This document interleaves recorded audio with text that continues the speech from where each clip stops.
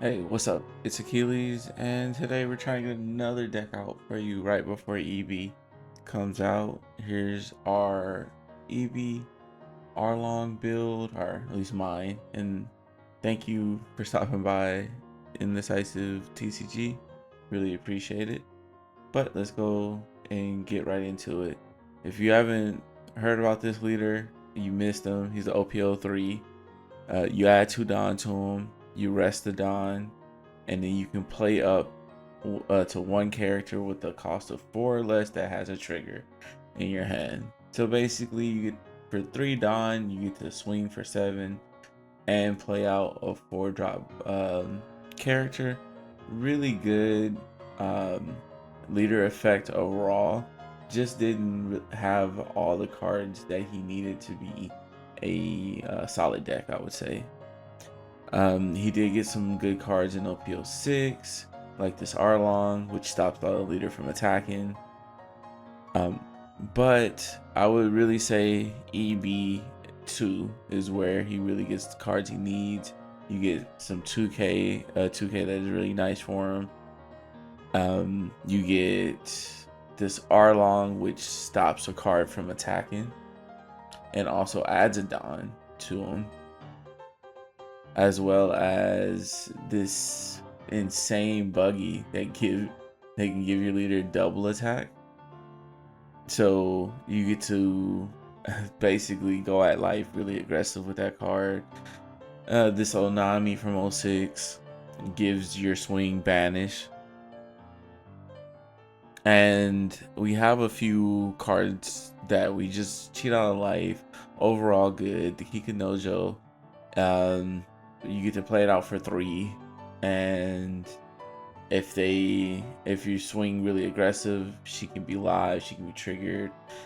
And just really good annoying card that they don't want to kill, but they do have to kill eventually and give you a life as well. Well, I mean, if they can trash it, they can trash it. But for the most part, a good annoying card to play out. Then you have this Nekomoshi, which is really good. Our friend Gears plays it in his Enel deck, and it just shows me how good this card is, because once you get them out, you can just throw all your Dawn on the card and swing at one of their big cards that they don't expect you to swing at because it's active. That can definitely be a turn, getting rid of a big body and just really like being able to control board as you swing at their life very aggressively. This kind of does what Dofi did. I mean, we don't have the Jinbei to cheat out anything, but we definitely get to cheat out a card active and not rested, so it has that advantage there. As well as Hody, best card in green. This card can really shut down other decks really hard. And Damn Punk, just a really good card. 5 cost cards are in the meta right now, so if you can kind of get rid of them, you kind of slow down your opponent very well. Same with the Onami, she has that trigger, and this card can actually set up the Onami, or at least you get to see if it's there, so you can know about KO and 2 cards that they play. But that's how I feel about the deck, and we'll go straight into the game.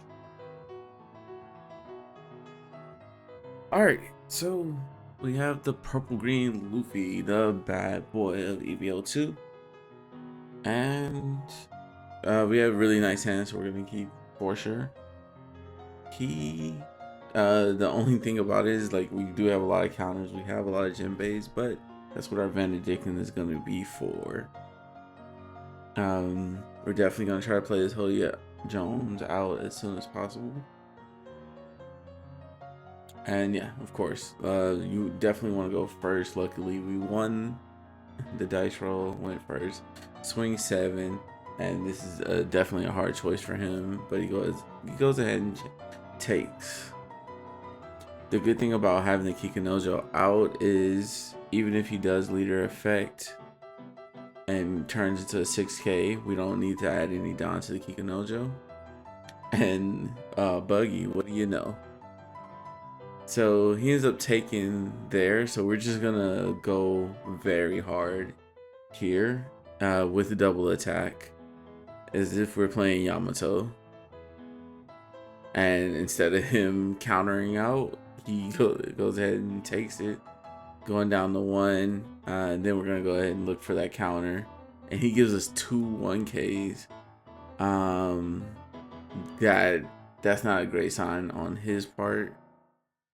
Dropping down the Sanji pudding and not giving him enough Dawn to swing into. He definitely could have had Dawn to swing for him, but he didn't. He didn't do it. We're gonna go ahead and ditch the Vanderdicking because right now we're just gonna change the blocker, rest the Dawn, because we were healthy enough to just go for game. We're gonna test how much counter he has in hand.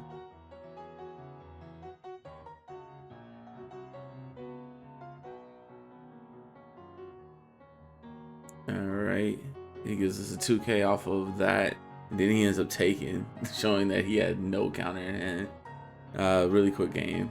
That's the thing. This deck can definitely rush him down, and the fact that Hoder Jones is a really good counter. Now we have our Doflamingo matchup. This guy is still pretty strong in my opinion. Jinbei wasn't the problem for sure. Jinbei was a problem, but definitely wasn't the problem of this deck. This deck is still very consistent. The fact that you can just consistently look at the top 5 cards and just set up what you need is really strong, and that's exactly what he starts off with. We won the dice roll again, which is good for us for sure. So this next turn, I was just thinking about which one I should play. Nikamoshi is a good play because if he does play something active, we're able to swing into it. The Kikanojo isn't live yet, and we just didn't have enough for the double attack play. And there's Law, one of my most hated cards out there. He does end up bouncing the card. I'll use the Nekamoshi for counter because we do have an extra one. And it doesn't feel bad because I still got to swing with 7 and play them for free. It's not like I had to play 4. So it doesn't matter to me that much. I am going to add all the Dawn and play out the Basil Hawkins. My main thing is to try to get my triggers live as soon as possible, and now that they're live, we can actually take damage and just not have one of our Orlando Wano cards bounce back to us, to our hand, and not on field. I feel very strong about that. We have this Basil Hawkins, and bam, he gives us another Law to bounce back our 4 costs. We're not establishing anything, but we are taking lives. No trigger, but now we have on our second life a trigger. So we're kind of back in the same position we started for that round, even though he bounced Law. And now we have 7 Dawn. Just having that 3 cost Arlong, I can play 2 bodies and definitely defend against one of the Laws. We're gonna go ahead and swing at one though first. See what we get. We get a 2K out of him. Now that the 2K is gone, just debating if I try to go ahead and play out that Arlong or if I go into his board or just build bigger bodies. I can definitely play the Arlong out, freeze one of his bodies, but if I do that, then I don't establish a strong body with a good KO effect. So I think what I'm going to do here is actually play out the Basil Hawkins. I want to start building board. He has 2 laws out. Am I afraid of him bouncing back to Basil Hawkins? I don't think so. I think I'm pretty safe with playing 2 bodies here. Establishing these bodies. And then trying to go for game. But there's a gravity blade. That definitely hurts, but it does make these swings a lot lower. And something I can definitely counter from. Yeah, he's going 5-5, and then the last one looks like 6. So I'm gonna counter out at this one as well. And the 6 will take. That way he also doesn't know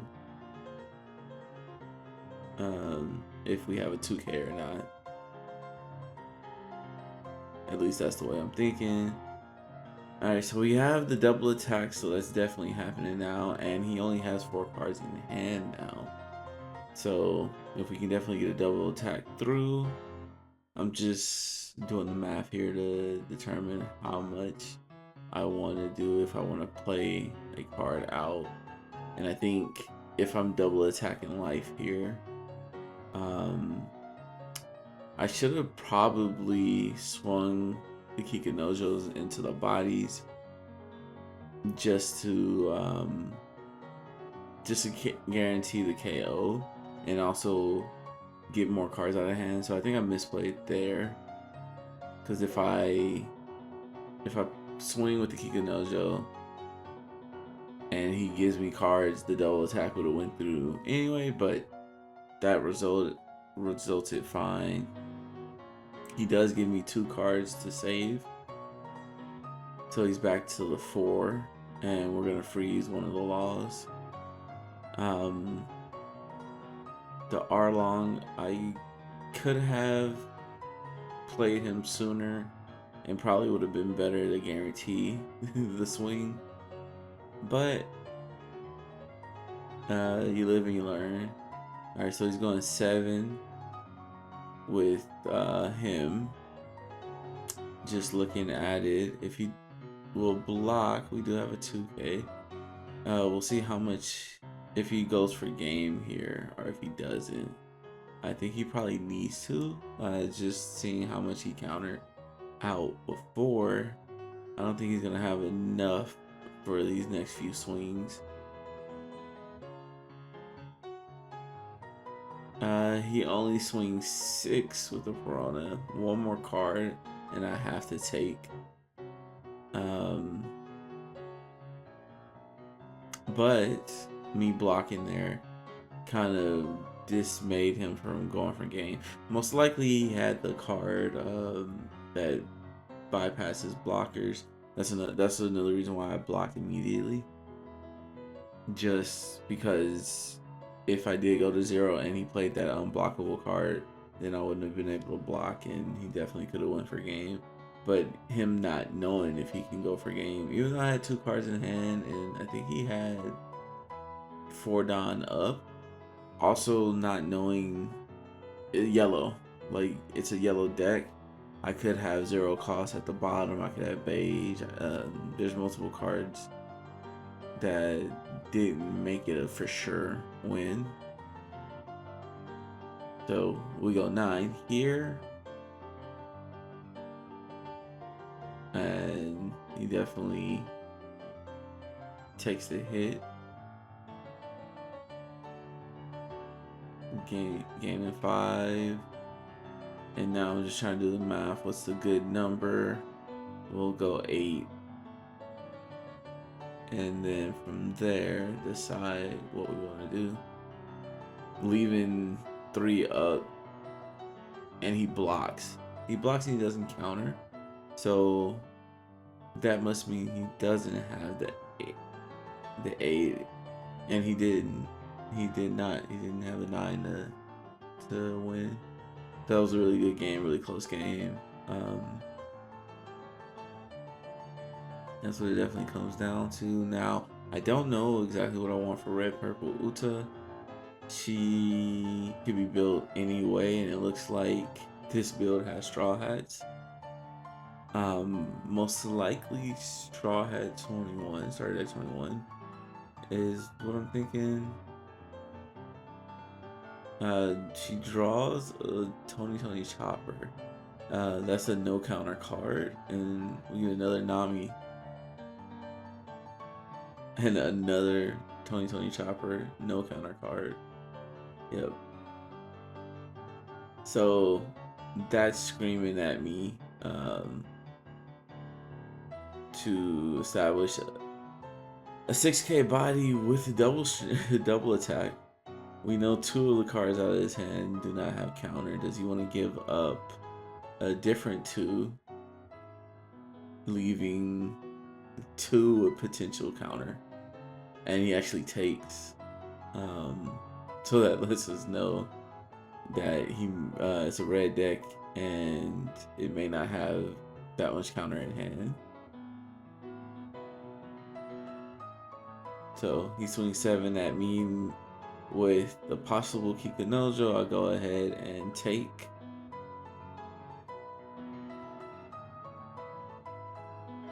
And we have these 2 Tony Choppers. So we really want to get rid of these Tony Choppers. Just because they are annoying. We're gonna swing 7. See if we can get 2 cards out of his hand again.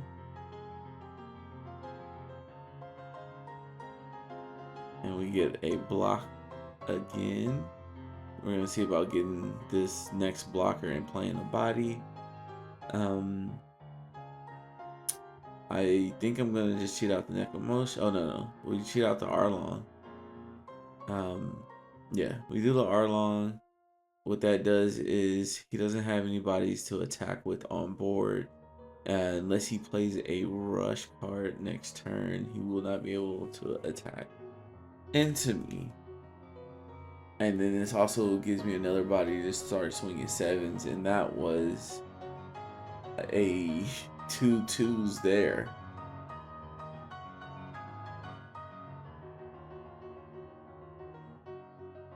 So I don't know if he drew into those. I don't know if he drew into those or if those came out of life. But bam, he immediately got threads, gets rid of our 6K swing, and plays another Tony Chopper. And I'm wondering to myself, like, what is this? What is this deck? This time we're gonna swing 6.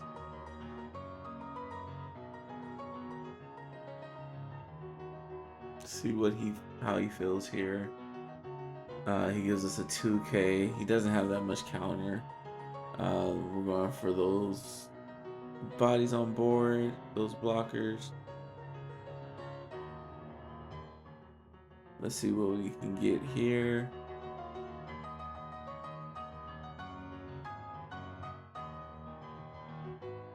Most likely that's a blocker, and we're gonna just establish another Nekomoshi.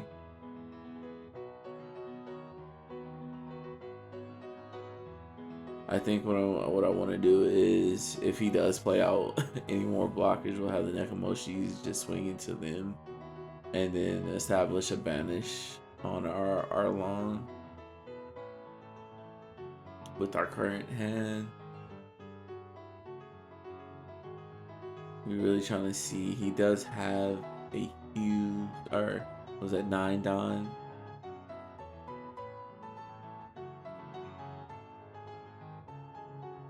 And a kid comes out.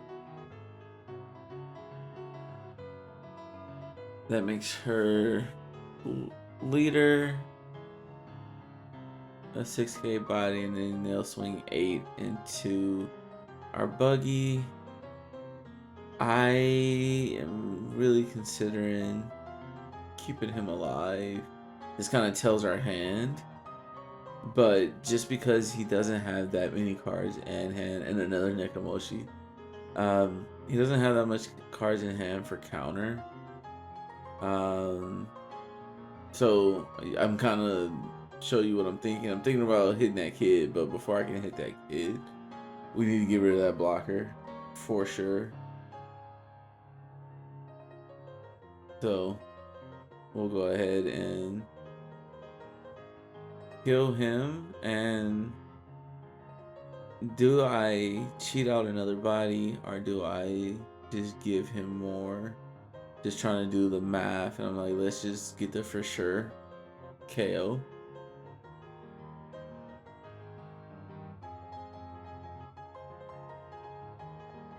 We don't want to have him on the board for too long.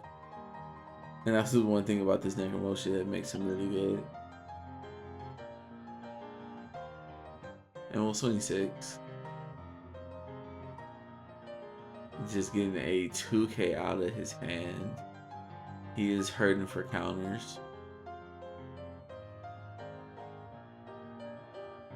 Now, we don't have too much counters ourselves.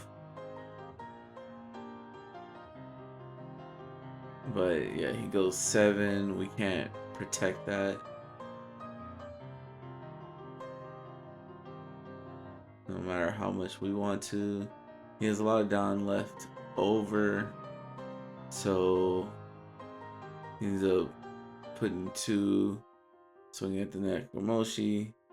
We're gonna let him have. And 5 into life, that's fine. Yeah, so we get another body. Not our strongest body, but it's definitely worth a free body. I mean, a free 4K. So now with 2 cards in hand, just doing the math, assuming that they're 2Ks, even though I don't think they are. We'll go ahead and sneak out the banish and just go 8. This is either going to give us all the cards out of his hand, or it's going to give us the free banish.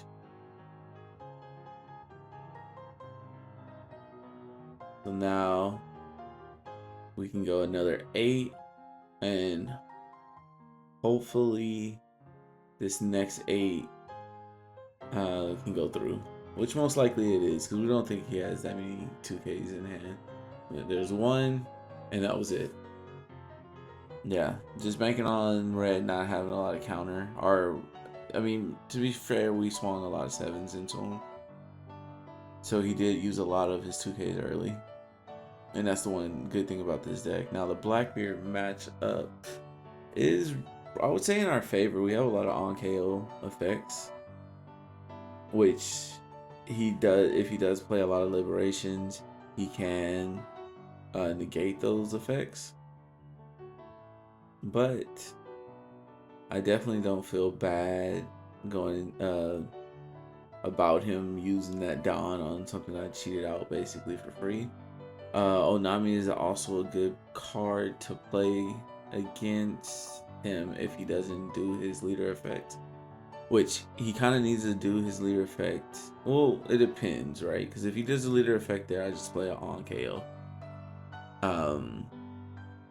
I do have a couple on plays in this deck, but I think for the most part, on KO and when attacking, no, I think it's a good mix.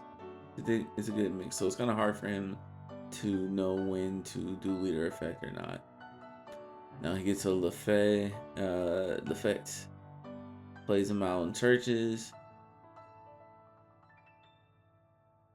That's really, I don't want to say annoying, but yeah, it really does suck. Now I'm asking myself, what 1K do I want to give out? There wasn't any. I think I may be able to get rid of the Dickens there, but he didn't do on play effects. So technically, if I wanted to be aggressive, I could go Arlong into and freeze his Luffy, but we're just going to do the Basil Hawkins swing there, add down to Arlong, and play out a body.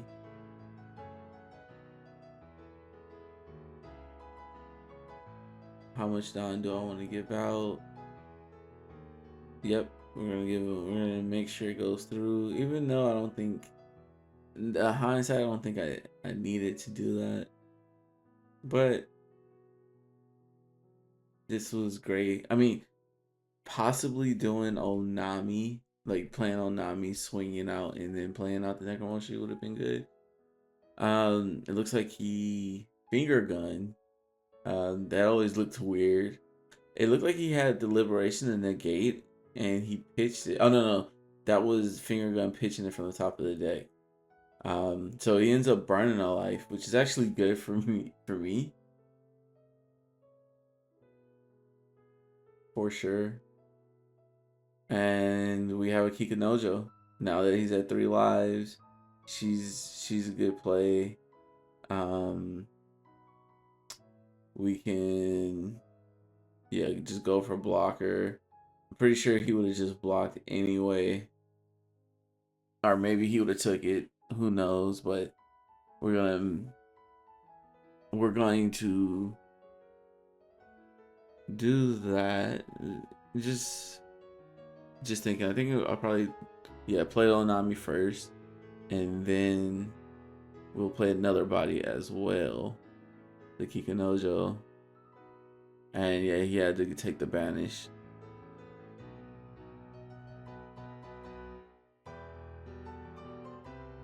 It's hard to say. Like, I don't know if he probably had the counter, but now I look at the Kuza, maybe he didn't. With the Jesus out, I think I want to protect my Necromoshi. And I do have the counter in hand. That way, that Jesus doesn't become a problem.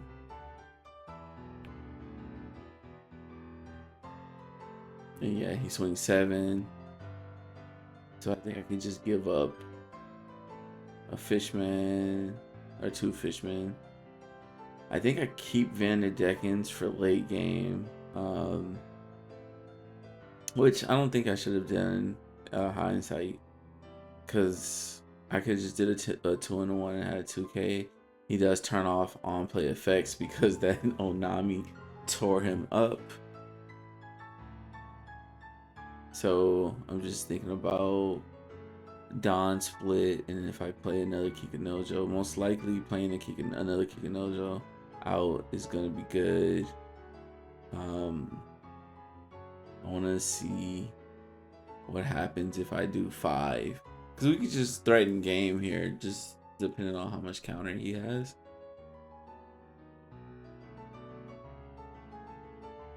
This actually gives him more counter.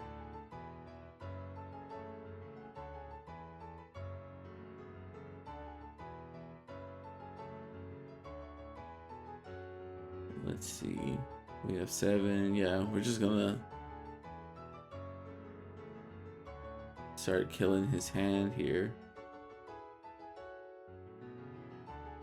The Jesus is a scary card, but do we need to play him out? Ooh, swing 8. And I possibly could have swung another 8 here. Oh, but he triggers the Kikanojo kill, giving me a life. So with that being said, I need to get another Kikanojo out, just in case he swings into everything and freezes a card. And he gives a 2 and a 1. That Jesus is very strong right now. So he has 2 swings and he turns off one of my swings. But he goes 5 there, goes 9. I had enough just to counter it.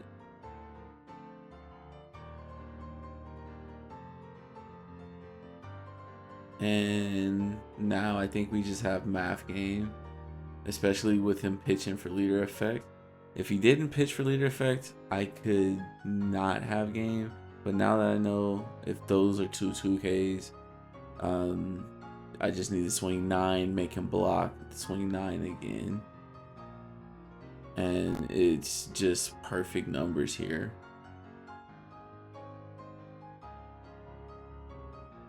and a 9 into a perfect another 9. And yeah, definitely game. Just have to wait for him to set. All right, those are some really good games, I would say.